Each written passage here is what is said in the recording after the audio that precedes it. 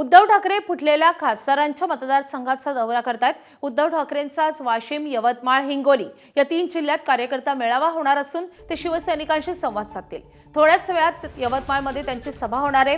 हा मतदारसंघ बंडखोर खासदार संजय देशमुख यांचा आहे। इथे होणाऱ्या सभेत उद्धव ठाकरे काय बोलणार याची उत्सुकता आहे। तर यवतमाळ पासून उद्धव ठाकरे त्यांच्या दौऱ्याची सुरुवात करतात। संजय देशमुख, खासदार संजय देशमुख जे फुटीर खासदार आहेत, त्यांचा हा मतदारसंघ आहे। त्यांच्या लोकसभेतल्या निवडणुकीच्या वेळी प्रचारासाठी देखील उद्धव ठाकरे आलेले होते। त्याच यवतमाळ मतदारसंघामध्ये आता उद्धव ठाकरे दाखल झालेले आहेत आणि थोड्याच वेळात त्यांची सभा होणार आहे।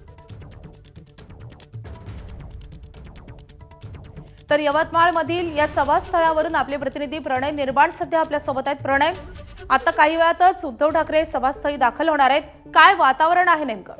अनिल देसाई शिवसेनेचे सचिव माधवी, अतिशय खूप उत्साहपूर्वक वातावरण आहे शिवसैनिकामध्ये, कारण पक्षप्रमुख उद्धव ठाकरे हे यवतमाळमध्ये आता सभा घेणारे कार्यकर्ते, कारण 6 खासदार हे फुटल्याच्या नंतर प्रथमच यवतमाळमध्ये उद्धव ठाकरे हे येणार आहे आणि संजय देशमुख खासदार इथले जे मोठ्या मताधिक्याने निवडून आले होते ते फुटल्याच्या नंतर पक्षप्रमुख काय बोलणार याकडे सर्व शिवसैनिकांचं लक्ष आहे। आपण काही शिवसैनिकांशी बोलूया।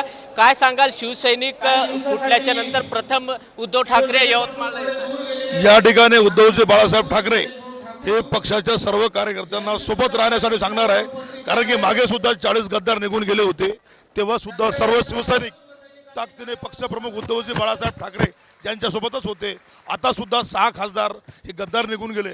आता सुद्धा सर्व महाराष्ट्रातील तमाम कार्यकर्ता पदाधिकारी सन्मान्य उद्धवजी ठाकरे साहेबांच्या सोबतच राहणार आहे, एवढं या ठिकाणी सांगणार आहे। काय सांगाल, कसं पाहता तुम्ही उद्धव ठाकरे आज पहिल्यांदा बोलणार? अरे हा बंडखोर गेला ना संजय देशमुख, म्हणून ते आले आहेत।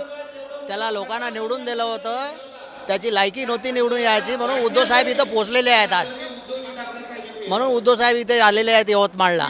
बंडखोर देशमुख कट्टर शिवसैनिक आहे आम्ही, म्हणून ते साहेब आलेले आहेत इथं, उद्धव ठाकरे साहेब।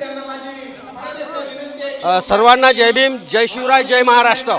आज आपल्या यवतमाळ लोकसभा मतदारसंघाचे जे खासदार इथून निवडून आले आणि लगेच तिथून त्यांनी पलायन केलं, हे एक पक्षासोबत त्यांनी गद्दारी केलेली आहे। आणि गद्दारीच नाही तर आमच्या यवतमाळ वाशिम लोकसभा मतदारसंघातील जेवढे काही मतदार आहेत त्यांचा हा घोर अपमान आहे। ह्या अपमानाचा बदला कसा घ्यायचा हे शिवसैनिक आणि भीमसैनिक ठरवतील, कारण उद्धवरावजीच्या स्वभावाकडं ज्यांनी कोरोना युद्ध काळामध्ये या महाराष्ट्राला सामावूनच घेतलं नाही, तर अतिशय महत्त्वाचे निर्णय घेऊन या जनतेला न्याय दिला आणि या न्यायाचं प्रतीक म्हणून साहेबासोबत अशी गद्दारी करणं हे कदाचित यवतमाळ जिल्ह्यातील तमाम मतदार, दलित, आदिवासी, बहुजन, बंजारा वगैरे सर्व समाजवाटेने तेली कुणबी माडी समाजाचा हा घोर अपमान केलेला आहे। तर हे असं व्हायला पाहिजे नव्हतं।